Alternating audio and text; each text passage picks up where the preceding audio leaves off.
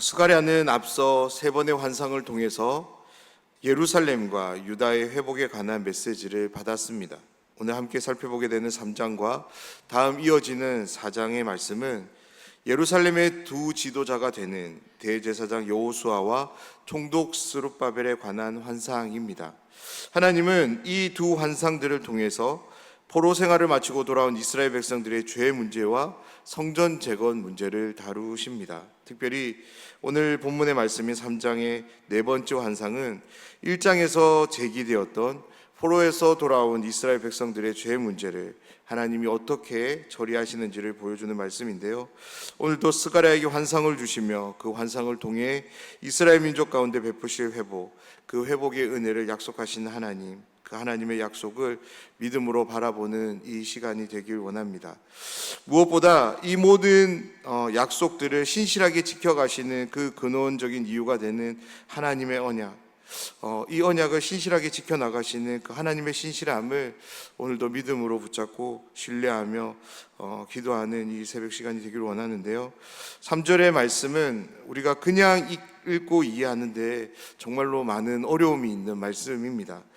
가장 첫 번째 어려움은 말씀하는 주체가 누구인지에 대해 정확하게 확인이 안 된다는 점입니다. 그리고 두 번째는 이것이 환상으로 주어지고 있지만 실제의 상황과 전혀 무관하지 않으며 말씀이 주어지고 있는 장소가 전체 의미를 이해하는 데서 아주 중요한데 그 장소를 소개하고 있지 않다는 점입니다. 특별히 두 가지 어려움을 위해 정말로 많은 성경 지식과 이해가 필요한데요. 하나하나씩 이 시간을 통해서 짧은 시간이지만 함께 살펴보길 원합니다. 먼저 1절 말씀을 보면 대제사장 여호수아는 여호와의 천사 앞에 섰고 사탄은 그의 오른쪽에 서서 그를 대적하는 것을 여호와께서 내게 보이시니라. 아멘. 1절 말씀은 이 환상이 누구에 의해서 주어지고 있고 이 환상을 받는 대상이 누구이며 이 환상에 참여하고 있는 대상이 누군지를 소개합니다. 환상의 주체는 여호와 하나님이십니다. 그리고 환상을 받는 사람은 스가랴인데요. 그리고 스가랴가 보게 되는 이 환상에는 모두 세 부류의 사람이 등장합니다. 먼저 대제사장 여호수아가 등장하고, 그리고 여호와의 천사, 그리고 천사를 대적하는 사탄, 이렇게 등장합니다. 오늘 특별히 이 환상이 주어지는 장소는 이 환상에 등장하는 부류의 사람들을 통해서 우리가 확인할 수 있는데요. 다시 말해서 대제사장 여호수아가 등장하고 이 대제사장이 여호와의 천사 앞에 서 있는 것을 통해서 이 장소는 바로 성소 안에 있는 지성소가 되는 것입니다. 그렇습니다. 오늘 이 환상은 다름 아닌 지금은 예루살렘에 재건되어 있지 않지만 하나님께서 회복시킬, 재건하실 성전, 그 성전 안에 있는 지성소를 보여주고 있습니다. 계속적으로 2절 말씀을 보면 여호와께서 사탄에게 이르시되 사탄아 여호와께서 너를 책망하노라. 예루살렘을 택한 여호와께서 너를 책망하노라. 이는 불에서 꺼낸 거슬린 나무가 아니냐 하실 때. 아멘. 2절 말씀이 쉽게 이해가 되시는지요? 이 말씀이 어색하게 읽혀지지는 않으신가요? 그렇습니다. 이 2절 말씀이 우리가 어려움을 마주하게 되는 첫 번째 말씀입니다. 말씀을 보면 사탄에게 말씀하시는 분은 분명 여호와입니다. 왜냐하면 2절의 주제가 여호와로 소개되고 있기 때문입니다. 그런데 이 부분이 조금 어색하게 느껴지셔야 합니다. 어떤 부분이냐면 말씀하시는 주체가 여호와라면 사탄을 향해서 내가 너를 책망하노라 라고 표현되는 것이 자연스럽습니다. 그런데 말씀을 보면 어떻게 표현되고 있냐면 여호와께서 너를 책망하노라 라고 3인칭 대상을 거론하면서 표현하고 있습니다. 말씀하고 있습니다. 그런데 그것이 한 번도 아닌 두 번이나 반복되고 있습니다. 이것은 분명한 의도가 있는 거죠. 그래서 이 말씀은 구약학자들이 계속적으로 연구하고 있는 본문 중에 하나입니다. 이 말씀에 대한 가장 전통적이며 일반적인 해석은 2절에서 말씀하는 주체인 여호와를 1절에 나오는 여호와의 천사와 동일한 존재로 보는 해석입니다. 목사님 어떻게 여호와, 즉 하나님을 하나님의 천사와 동일시할 수 있습니까? 라고 물으실 분이 계실지도 모르겠습니다. 그런데요, 구약 성경에서 여호와의 천사는 일반적으로 분명 하나님의 말씀을 대신 전하는 메신저인 가브리엘과 같은 천사를 가리키는 것이 분명합니다. 그런데 특수하게도 성자 하나님, 삼위 하나님 중 한 분이신 성자 하나님의 현현을 드러내는 말씀에서 그 대상을 여호와의 천사로 표현하는 것을 우리는 볼 수 있습니다.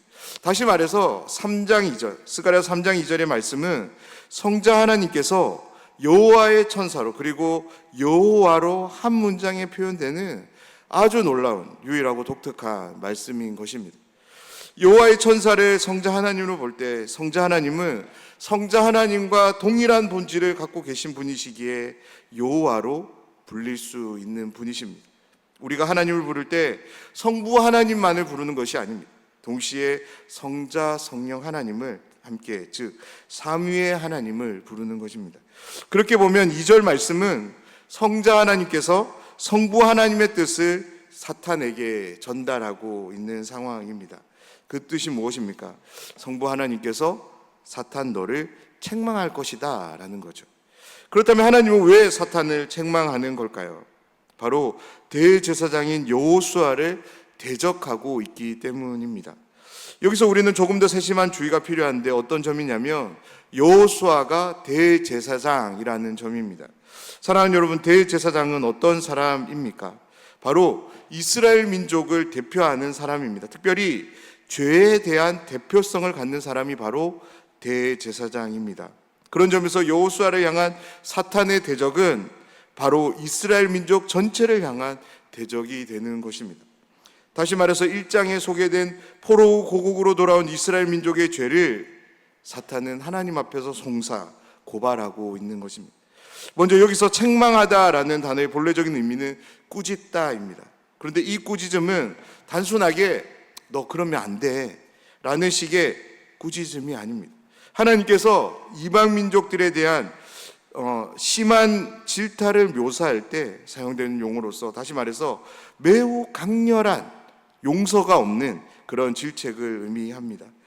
그래서 이 본문을 이렇게 이해해 보시면 좋겠는데요, 우리가 저 멀리서 내 자녀가 누군가로부터 혼인하고 있는 장면을 보게 되었다면 그 광경을 본 부모의 마음은 어떨까요?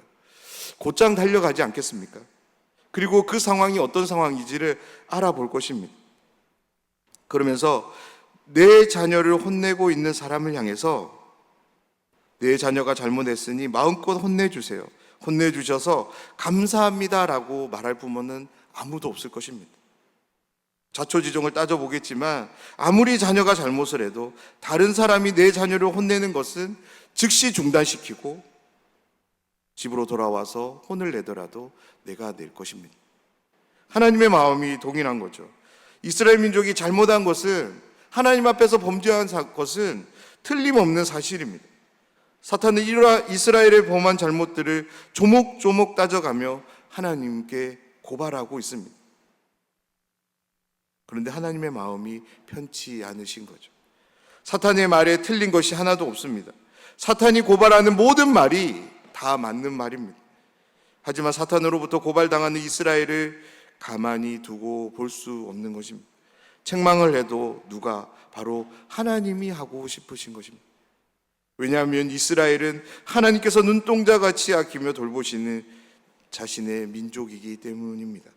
그러한 하나님의 입장을 무시해버린, 선을 넘어버린 사탄을 하나님께서는 책망하려 하십니다.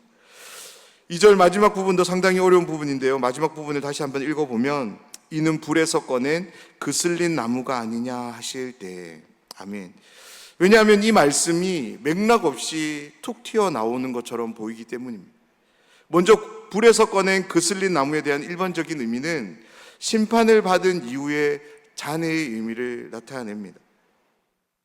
그 의미가 동일하게 2절 말씀에 나오는 불에서 꺼낸 그슬린 나무에 사용되고 있는데요, 다시 말해서 하나님의 심판과 징벌의 과정을 겪은 후 하나님께 되돌아오는 남은 자들의 모습을 이와 같이 은유적으로 표현하고 있는 것입니다.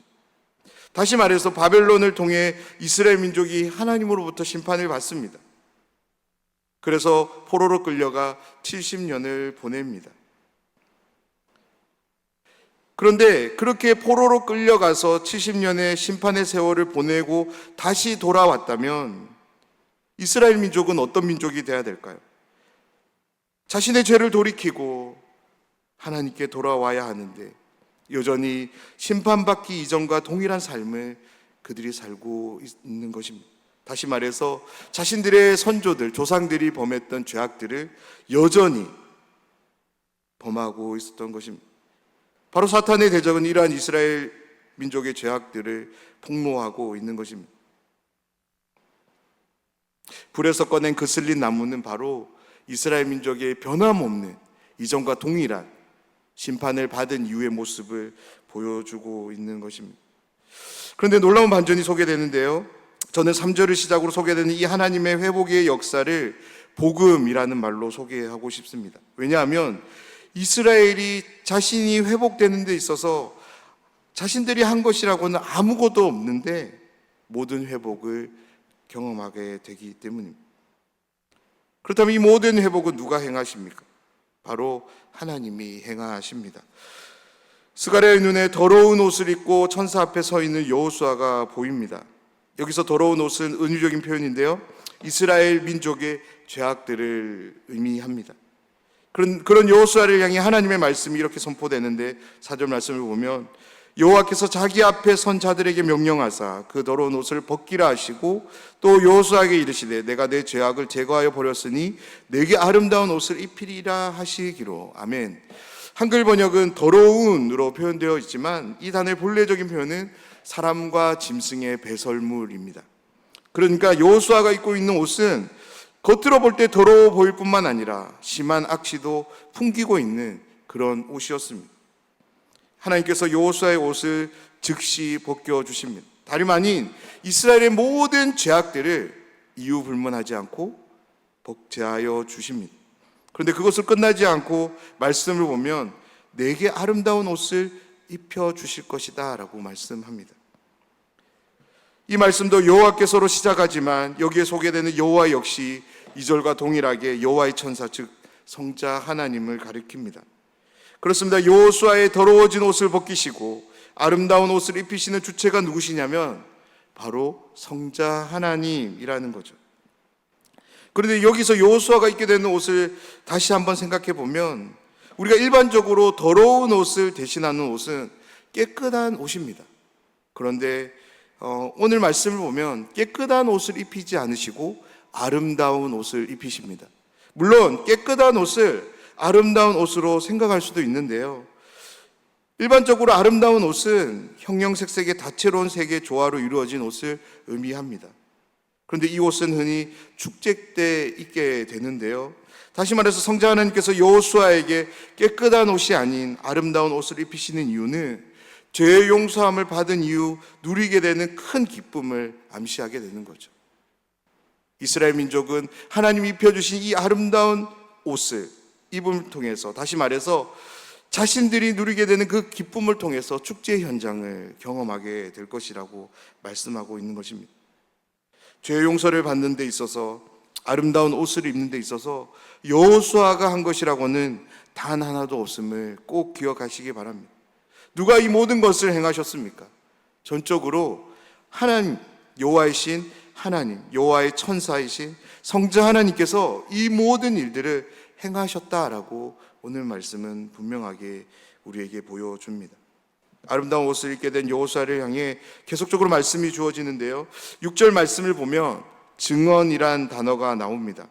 그런데 이 증언이라는 단어의 더 정확한 표현은 경고하다, 엄숙히 요청하다인데요, 그렇다면 왜 우리가 이 단어를 경고로 엄숙히 요청하는 단어로 보는 것이 더 정확한 번역이 되는 걸까요? 왜냐하면 하나님으로부터 제사함을 받고 난 후 이스라엘 민족이 입게 되는 옷은 아름다운 옷입니다. 그 의복을 계속적으로 아름다운 상태로 유지할 필요가 그들에게 있기 때문에 하나님의 천사로부터 주어지는 이 말씀을 그들은 엄숙히 들을 필요가 있는 거죠. 그렇게 경고로 엄숙함으로 주어지는 권면의 말씀은 다름 아닌 하나님의 말씀과 규례를 지키는 삶입니다. 7절 말씀을 보겠습니다. 만군의 여호와의 말씀에 내가 만일 내 도를 행하며 내 규례를 지키면 내가 내 집을 다스릴 것이요 내 뜰을 지킬 것이며 내가 또 너로 여기 섰는 자들 가운데 왕래하게 하리라. 아멘. 먼저 내 도를 행하며를 통해서 하나님은 계시된 말씀을 따라 도덕적이며 신앙적인 삶을 살 것을 요구합니다. 그리고 내 규례를 지키면은 하나님에 대한 바른 섬김을 요구하는 말씀입니다.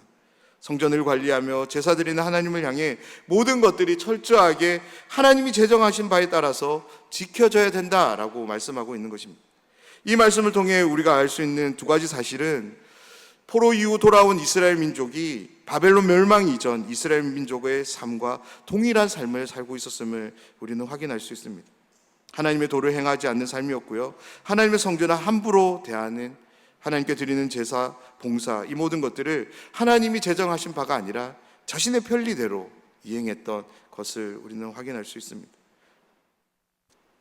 하나님을 사랑하고 사람을 사랑함으로 하나님의 뜻을 전해야 될 이스라엘 민족이 하나님의 정신을 전혀 반영하지 않는 그런 삶을 살고 있었던 것입니다. 하나님께서 여호수아에게 주신 이 말씀은 분명 경고성으로 주신 말씀인데, 그런데 그것이 목적이 아닙니다. 아름다운 옷, 이스라엘 민족에게 허락된 회복을 계속적으로 영위해 갈 수 있도록 돕기 위해서 하나님은 이 말씀을 엄중하게 주고 있는 것입니다. 그러면서 더 놀라운 한 가지 약속을 덧붙이는데요, 8절 말씀을 보면 대제사장 여호수아야, 너와 내 앞에 앉은 내 동료들은 내 말을 들을 것이니라. 이들은 예표의 사람들이라 내가 내 종 싹을 나게 하리라. 아멘. 8절 말씀의 히브리어 본문은 이제 청유문으로 쓰여졌습니다. 다시 말해서 여호와의 천사는 자신이 하는 말이 너무나도 중요한 말이니까 여호수아에게 잘 듣기를 청하며 이 말씀을 권하고 있는 것입니다. 그렇다면 왜 여호와의 천사는 여호수아에게 자신의 말을 잘 들으라고 이렇게 청유하고 있는 것일까요? 바로 오늘 이 본문을 통해서 메시아에 대한 예표가 주어지기 때문입니다.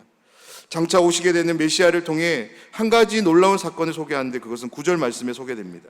이 땅의 죄악을 단 하루에 모두 제거하겠다라는 상황이 주어지고 있습니다. 그렇습니다. 메시아이신 예수 그리스도께서 이 땅에 오셔서 단 하루 십자가에서 이 모든 죄악들을 사하셨음을 우리는 믿습니다. 그리고 이 메시아를 통해 풍성한 시대를 누리는 평화의 시대에 초대될 것을 약속하며 오늘 말씀을 마치는데요, 오늘 말씀은 상당히 복잡하고 분명 어려운 말씀입니다. 그런데요, 우리가 이 본문의 말씀을 통해서 기억해야 될 중요한 내용이 있습니다. 그것은 하나님께서 자신이 택한 이스라엘 백성을 용서하시며 메시아를 통한 새로운 세상을 약속하고 계신다라는 거죠. 그런데 이 모든 것들이 전적으로 하나님의 은혜로 주어진다라는 거예요. 이 놀라운 세상을 향한 이스라엘이 한 것이라고는 단 한 가지도 없고, 오로지 전적으로 성자 하나님 그리스도이신 예수님께서 다 이루신다는 것을 오늘 말씀은 우리에게 분명하게 제시합니다. 사랑하는 여러분, 이것이 바로 복음입니다. 오늘도 이 복음이 우리와 함께함을 믿습니다. 우리를 지키시고 보호하시며 영광과 기쁨의 나라로 이 복음이 우리를 인도해 가고 있습니다. 사랑하는 여러분, 오늘도 믿음을 작동시켜서 복음이 안내하는 삶을 바라볼 수 있는 모든 분들이 되시기를 주님의 이름으로 축복합니다. 그렇다면 왜 복음이 오늘도 우리와 함께하며 우리의 삶을 인도해 갈까요? 바로 우리들 또한 하나님이 우리의 하나님이 되시고 우리 모두는 하나님의 백성 자녀이기 때문입니다. 오늘도 이 자명한 진리, 언약이 인도하는 삶을 믿음으로 바라보며 소망 가운데 기도하며 담대히 살아가는 모든 분들이 되시기를 주님의 이름으로 축원합니다.